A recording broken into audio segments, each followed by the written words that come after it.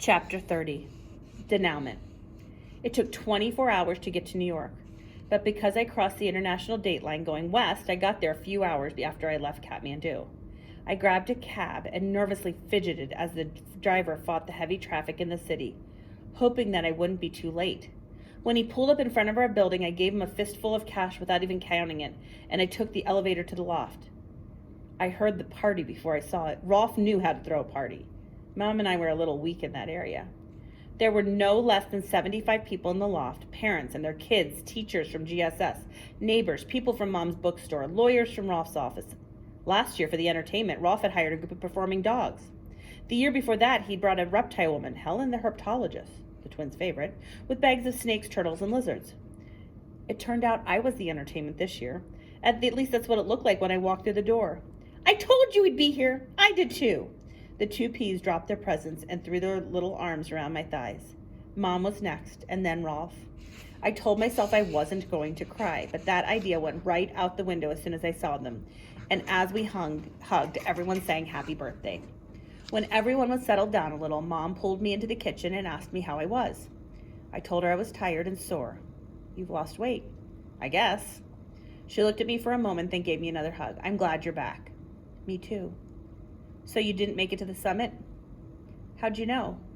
"Josh called this morning, said to tell you happy birthday." "That was a first. Where was he?" "He didn't say, somewhere on the mountain. The connection wasn't very good. It reminded me of the old days." "I bet," I said. "I know I should have called, but I wanted it to be a surprise." "It was still a surprise," Mom said. "I didn't think you'd get here in time for the birthday, although the two P's insisted I was wrong." "Is everything okay here? I mean, is it all right that I came back?" "Your skyscraper stunt is old news, and Rolf and I are trying to keep it that way." "What do you mean trying?" "Holly Angelo." "Uh-oh.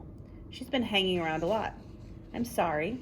"No, it's okay. I kind of like her, and the twins are wild about her. Rolf, well, he tolerates her. We talked her into not writing about your Everest trip. It would just bring up the whole skyscraper thing again, and we didn't want to do that, especially now that you're back in town. It's best if we..." Rolf opened the kitchen door with an apologetic worried face. "Peek!" Holly pushed aside as she assaulted the kitchen wearing a bright pink pantsuit, lime green scarf, and a red purse the size of a suitcase. I let her throw her spidery arms around me and actually hugged her back. It was good to see her. When she finally set me free, she glanced furtively around the kitchen as if she were looking for spies. "I heard you didn't make the summit," she whispered. "I'm so sorry." "How did you find out?" "I've talked to Josh several times in the past couple days." "Yeah, he's pretty chatty, it seemed." Holly put her red purse on the counter and looked around and then pulled out a newspaper. "This is about to hit the streets.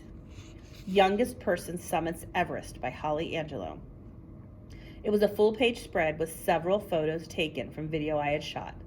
The biggest photo of Sanjo, Yogi, and Yash sitting next to the summit pole. "I think there's a book in this," Holly said. "I talked to Sanjo today. He said to say hello and wish you a happy birthday. He also told me he's enjoying the birthday present you gave him, and so are his sisters." I smiled. "What did you get him?" Holly asked. "Nothing much," I said. "I'd better go out and mingle." Rolf gave me a doubtful look. I said hello to a few people, got a tour of the twins' presents, then noticed Vincent sitting in the corner by himself, gathering grist.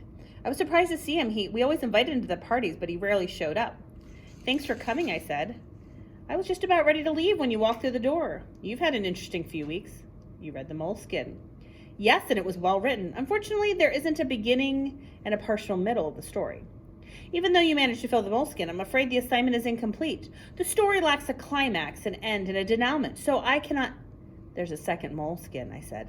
"I'm not sure about the climax, but the story does have an end. Kind of. I'm right in the middle of the denouement, literally." I pointed at the partygoers. Vincent smiled. "Of course, I see your point. How about if I finish it up tomorrow morning?" "That will be fine. I'll be at GSS until noon. School is out for the summer and the deadline for your assignment has passed.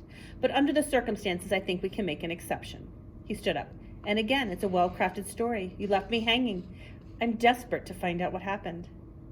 I'm sitting in my room finishing the Moleskin. The twins are awake. I hear them giggling and arguing as they eat their mid-morning snack. I promised to take them to GSS with me when I dropped off the Moleskin. Here they come, their little feet pattering up the steps. The door opens. "What are you doing? You said you'd take us to school." "I'm working on my assignment." "What's this?" Patrice pointed to the newspaper article about Sunjo pointed on my bulletin board. Is that you? Paula asked, pointing at Sunjo. No. What are those flags? Prayer flags. What are prayer flags? That's a prayer written on a flag. When it blows in the wind, the prayer goes up to God. If you put the flag really high on a mountain, the prayer gets to God faster. Looks like that yellow one had a blue mountain on it like the one you used to draw. Could be. Now sit down on my bed and be quiet so I can finish this. We missed you, Peek. We love you, Peek. I love you too. I'm almost finished. I looked at the twins, smiling, and write my last sentence. The only thing you'll find on the summit of Mount Everest is a divine view, and the things that really matter lie far below.